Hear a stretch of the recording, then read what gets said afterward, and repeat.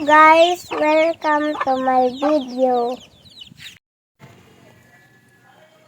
Okay, so meron po tayong isa-solve ngayon na bago. So ito po ay all about percentile na. So nung nakarang video po natin, yun po ay quartile at saka decile. But this time, we're going to solve percentile for group data. Okay, so given na po ang ating CI, then together with the frequency. So ang frequency na dito is 4, dito naman is 8, dito naman is 11, then 9, 12, and 6, na kung saan ang n po natin is equal to 50. Okay, now to get the lower boundary, anong gagawin natin? So babawas lang po tayo dito ng 0.5. Yan na po, so 0.5, so magiging 45.5, then 40.5, then 35.5, 30.5, 25.5, and 20.5. Next is less than cumulative frequency. So dito tayo titingin kasi nandito yung lowest na class family. Okay, so 6 po siya. So lagay po natin dito 6. Then add natin yung taas. 6 plus 12 becomes 18. 18 plus 9 becomes 27. Then 27 plus 11 becomes 38. 38 plus 8 becomes 46. 46 plus 4 becomes 50. Okay.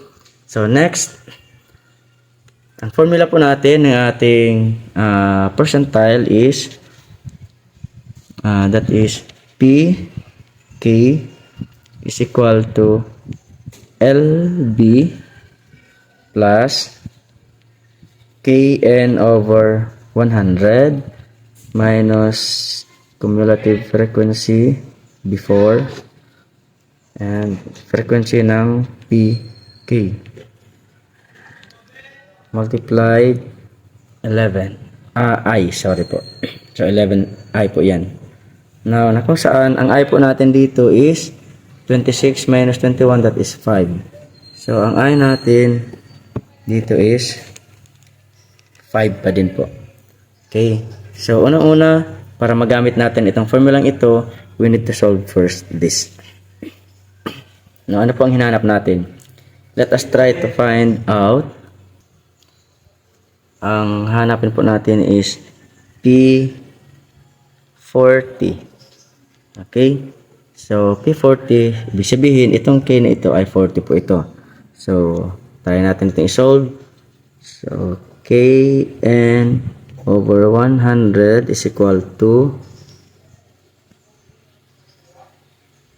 Kn is over 100 is equal to K natin is 40 times 50 over 100. So is equal to, that is 2,000. Okay, divided by 100. So tatanggalin natin itong dalawang 100, ito, so meron tayong 20. Okay, so tama po. Got po tayo na 20. So 20. Okay, so itong 20 pong ito ay hanapin po natin dito. So saan po siya napapabilang?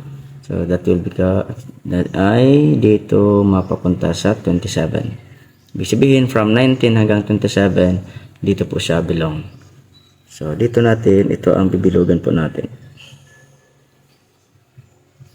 Itong 20 pong ito. So dito po siya. Ibig sabihin, ang ating LB po is 30.5. Ang ating F is equal to 9. Ang ating less than cumulative frequency is equal to 18. So, baba po nito ay ito. Then, ang I po natin is equal to 5. Then, ang ating Kn over 100, that is 20. So, substitute po tayo. LB po natin is 30.5.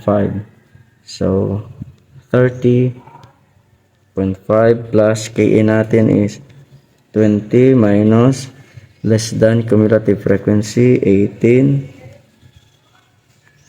over frequency po niya ay 9 times 5. Okay po. So, kopya-kopya po muna. 30.5 plus 20 minus 18, that is 2 over 9 times 5, that is 30.5 plus 2 times 5 becomes 10 over 9. So that will become 30.5 plus 10 over 9 becomes 1 point. So ang sagot po ay 1.11. So 30.5 plus 1.1 becomes 61.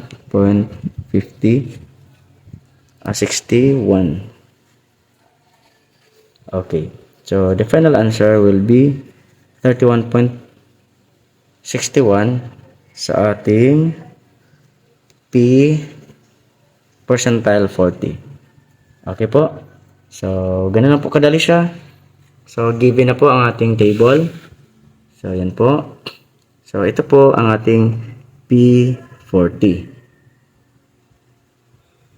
Okay, so ganun na po kadali ang ating pag-solve ng percentile ng group data.